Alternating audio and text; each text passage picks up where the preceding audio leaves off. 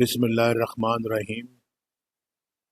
محترم جناب مولانا فضل الرحمان صاحب، چیئرمین پی ڈی ایم، معزز قائدین کرام، کراچی کے میرے بہنوں بھائیوں، السلام علیکم۔ کراچی پاکستان کا دل ہے اور یہاں پورے پاکستان کے یعنی ہر قومیت کے لوگ رہائش پذیر ہیں اور یہ منی پاکستان ہے۔ کیا آپ کو معلوم ہے، کراچی والوں، آپ کو معلوم ہے کہ پچھلے 3 سالوں میں پاکستان پر اور کراچی پر کیا گزری؟ ایک اچھے بھلے خوشحال پاکستان کو اندھیروں میں دھکیلنے کے لیے 2018 کے انتخابات میں دھاندلی کی شکل میں ایک سازش رچائی گئی اور جس کا خمیازہ آج ہم بھگت رہے ہیں۔ اس وقت پاکستان کی جو بربادی آپ دیکھ رہے ہیں، یہ اسی سازش کا نتیجہ ہے، اور اگر یہ سازش نہ ہوتی تو آج پاکستان بڑی تیزی کے ساتھ خوشحالی کی منزلیں طے کر رہا ہوتا اور آپ کی دہلیز پر خوشحالی دستک دے رہی ہوتی۔ آپ کو آج اپنے بال بچوں کا پیٹ پالنے کی فکر نہ ہوتی، کیونکہ آپ کے پاس الحمدللہ ایک روزگار ہوتا، سماجی اور معاشی انصاف ہوتا، عزت اور خود مختاری ہوتی، اور آپ کو یہ آٹے دال چینی کے لیے قطاروں میں نہ لگنا پڑتا۔ یہ میرے کراچی کے دوستوں، ساتھیوں، بہنوں، بھائیوں، یہ اس لیے ہوا کہ آپ کے منتخب وزیر اعظم کو نکالنے کے لیے پاناما جیسے ڈرامے رچائے گئے اور عدالتوں سے زبردستی من پسند فیصلے لیے گئے، بلکہ فیصلے دلوائے گئے۔ نواز شریف کو، اس کے ساتھیوں کو، اور خاص طور پہ مجھے اور مریم نواز شریف کو 150 سے زیادہ عدالتی پیشیاں بھگتنی پڑی۔ یہاں شہباز شریف صاحب بھی بیٹھے ہوئے ہیں، یہاں شاہد خاقان عباسی صاحب بھی بیٹھے ہوئے ہیں، اور دیگر بھی ہمارے دوست بیٹھے ہیں جنہوں نے بھی جن پہ بھی ناجائز مقدمے بنائے گئے، روز عدالتوں میں وہ پیشیاں بھگتتے ہیں، اور پھر مجھے نیب پر دباؤ ڈال کر 10 سال کی ناجائز سزا دلوائی گئی، مریم کو 7 سال کی سزا دلوائی گئی، اور جج نے لکھا کہ کوئی کرپشن نہیں ہے، بس سزا دینی ہے، دے دی ہے، سزا دلوانی تھی، لکھ دیا ہے، اور ہم سب کو قید و بند میں دھکیلا گیا۔ ہماری پارٹی کے رہنماؤں کو، شہباز شریف صاحب کو، ہمارے بچوں تک کو، اور پارٹی کے ہمارے بائی اینڈ لارج بڑے چھوٹوں کو قید و بند میں دھکیلا گیا۔ جسٹس شوکت صدیقی کو کہا گیا کہ نواز شریف اور مریم نواز شریف کی سزائیں برقرار رکھو، ورنہ ہماری 2 سال کی محنت ضائع ہو جائے گی۔ کیا آپ یہ سوال نہیں پوچھنا چاہیں گے کہ یہ الفاظ کس نے کہے؟ آپ پوچھنا چاہتے ہیں یا نہیں پوچھنا چاہتے کہ کس نے یہ الفاظ کہے، اور کون سی 2 سال کی محنت ضائع ہونے کا اندیشہ تھا؟ یہ میرے محترم دوستوں وہی لوگ ہیں جو ووٹ چوری کر کے عمران خان کو لے کر آئے ہیں اور 22 کروڑ عوام کے سر پر اس کو مسلط کر دیا ہے. یہ وہی لوگ ہیں اور یہ سب کچھ آپ کی آنکھوں کے سامنے ہوا ہے اور آج بھی ہو رہا ہے اور ہم خاموش ہیں. پھر ہم رونا روتے ہیں کہ ملک ترقی کیوں نہیں کرتا، ملک کیوں پستی کی طرف جا رہا ہے، ملک کیوں اور نیچے دھنستا جا رہا ہے، غریب کو روٹی کیوں نہیں ملتی، آٹا دال چینی کیوں مہنگی ہو گئی، دوائیاں کیوں پہنچ سے باہر ہو گئی ہیں، بجلی کے بلوں نے تو کمر توڑ کر رکھ دیے. پوچھا کبھی آپ نے پاکستان عالمی تنہائی کا شکار کیوں ہو گیا ہے؟ کہاں گئی وہ سبز پاسپورٹ کی عزت، کہاں گئی وہ سبز پرچم کی عزت؟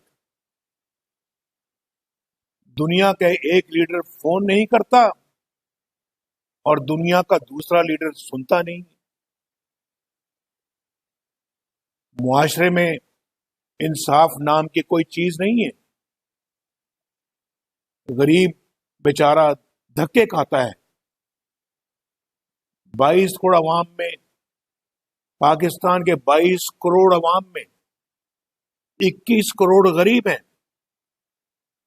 اور چند لاکھ لوگ پاکستان کے وسائل پہ بھی قابض ہیں اور پاکستان کی زمینوں کے بھی مالک بنے ہوئے ہیں. سرکاری خزانوں سے بڑی بڑی تنخواہیں لیتے ہیں،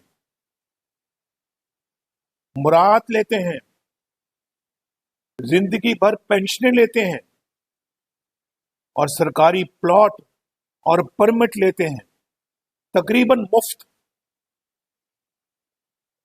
لیکن 21 کروڑ عوام کو پوچھنے والا کوئی نہیں. ان کے بچوں کے منہ سے اب تو روٹی کا نوالا بھی چھنتا چلا جا رہا ہے. گھر میں بیماری آ جائے تو علاج کے لیے پیسے نہیں ہوتے، جائیداد بیچ کر گروی رکھ کر علاج کروانا پڑتا ہے. مگر دوسری طرف مراعات یافتہ طبقے کو دیکھیں آپ کہ علاج معالجے کے لیے سرغانی خزانوں کے منہ کھول دیے جاتے ہیں. لوگ خودکشیوں پر مجبور ہو جاتے ہیں. لیکن یہ چند لاکھ لوگ آپ کے خون پسینے کی کمائی جس سے یہ اس ملک نے وسائل بنائے ہیں، یہ سب اس پہ قابض ہیں. مجھے تو ایسا لگتا ہے کبھی کبھی کہ شاید پاکستان اسی طبقے کے لیے بنایا گیا تھا تاکہ یہ عیش کریں اور 21 کروڑ عوام دھکے کھائیں. اب تو ایسا محسوس ہوتا ہے، میں سنتا ہوں کبھی کبھی یہ ترانہ سے جو لگتا ہے کہ یہ وطن تمہارا ہے، ہم تو اس میں ہے خام خواہ. یعنی ہے چند لاکھ لوگوں، یہ وطن تمہارا ہے، باقی 21 کروڑ ہیں خام خواہ اس میں. حضور یہ ہیں ہمارے زوال کے اسباب، یہ ہے نتیجہ جمہوریت پر شب خون مارنے کا، اور یہ ہے نتیجہ ووٹ چوری کر کے عمران خان کو 22 کروڑ عوام کے سر پر بٹھانے کا. ہم کس سے پوچھ رہے ہیں کہ پاکستان ترقی کیوں نہیں کر رہا؟ سب کچھ تو ہماری آنکھوں کے سامنے ہے. اور پھر بھی ہم پوچھ رہے ہیں کہ پاکستان ترقی کیوں نہیں کر رہا؟ کس کو بے وقوف بنایا جا رہا ہے؟ کیا مجھے بتائیں آپ کراچی کے میرے بھائیوں بہنوں، کیا آر ٹی ایس بند نہیں کیا گیا تھا؟ کیا پی ڈی ایم کی جماعتوں کا ووٹ چوری کر کے عمران خان کے بکسے میں نہیں ڈالا گیا؟ کیا پوری ریاستی مشینری کو استعمال کر کے عمران خان کو نہیں جتوایا گیا؟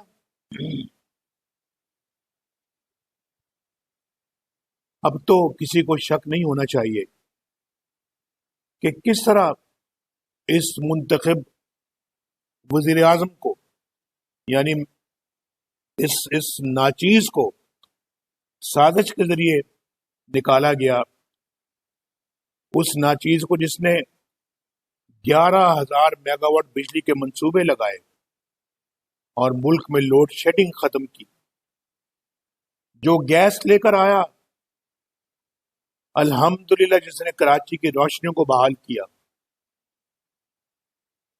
کراچی میں نیوکلیر پاور پلانٹ لگائے، جو کراچی کے اندر گرین لائن بنا رہا تھا، جس نے کراچی میں پینے کے صاف پانی کے منصوبے شروع کیے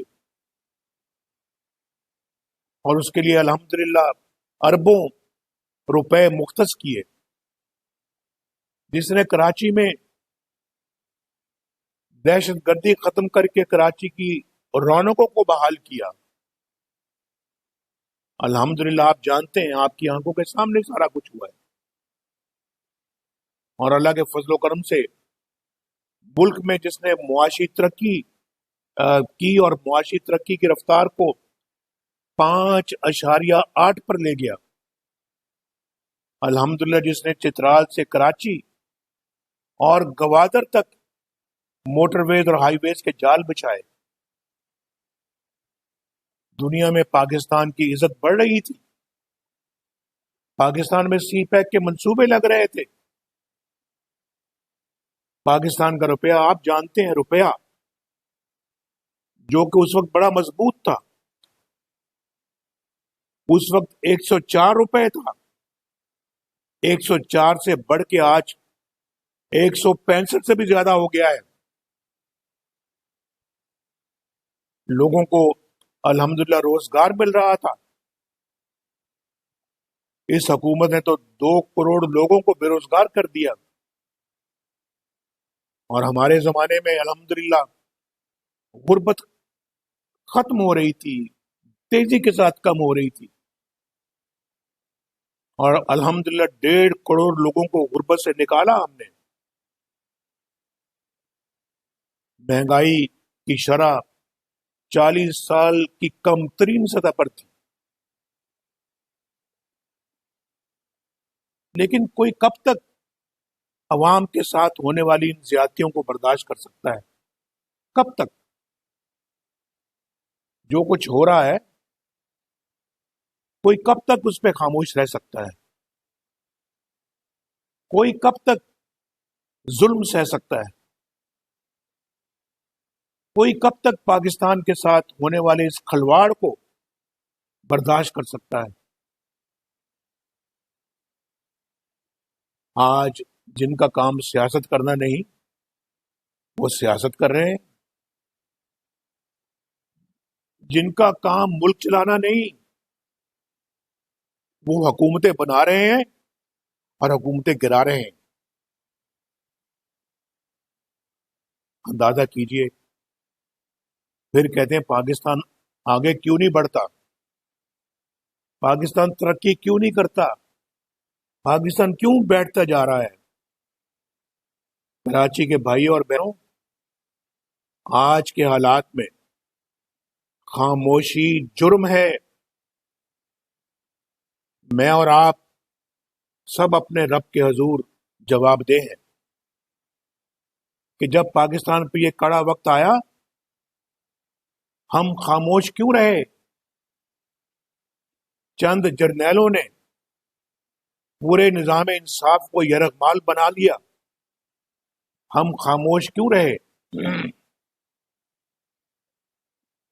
چند لوگوں نے پورے نظام کو سیبوٹاج کر کے رکھ دیا، ہم خاموش کیوں رہے؟ انصاف پسند اور گاڈ فیئرنگ ججوں کے خلاف منصوبے بنتے رہے تو ہم خاموش کیوں رہے؟ جعلی مقدمات میں بے گناہوں کو سزائیں دلوائی گئیں، ہم کیوں خاموش رہے؟ آپ کا ووٹ چوری ہو گیا، ہم خاموش کیوں رہے؟ آر ٹی ایس بند کرایا گیا، آر ٹی ایس بند کروایا گیا، ہم خاموش کیوں رہے؟ اور ریاست کے اوپر ریاست بنائی گئی، ہم خاموش کیوں رہے؟ عوام کا چولہا بجھ گیا، غریب کی روٹی چلی گئی، آٹے کے لیے لائنوں میں لگ گئے، غریب کی پونجی لٹ گئی، ہم خاموش کیوں رہے؟ مہنگائی، غربت اور بے روزگاری آسمان سے باتیں کرتی رہی، اتنی زیادہ ہو گئی کہ آسمان کو چھو گئی، ہم خاموش کیوں رہے؟ میرے بھائیوں، دوستوں، بہنوں، چاہے آپ جلسے میں میری گفتگو سن رہے ہیں یا آپ یوٹیوب پہ سن رہے ہیں، کیونکہ میرا تو ٹیلی ویژن پہ آنا انہوں نے بند کر دیا ہے، ان کو میری باتیں اچھی نہیں لگتی، میں سچ بولتا ہوں، میں حق بات کرتا ہوں، تو لہذا ان کے اندر میری باتیں سننے کا حوصلہ نہیں ہے، اس لیے میری آواز ٹی وی پر انہوں نے بند کی ہوئی ہے۔ ایک وہ شخص جو 3 مرتبہ ملک کا وزیر اعظم رہ چکا ہو، اس کی آواز بھی بند کر دی ہے انہوں نے، لیکن ایسے بند ہوگی نہیں، وہ اپنی خوش فہمی میں ہے۔ میری بات اللہ کے فضل و کرم سے پاکستان کے عوام کے گھر گھر میں پہنچ رہی ہے، اور انشاءاللہ آئندہ آنے والے دنوں میں اور پہنچے گی۔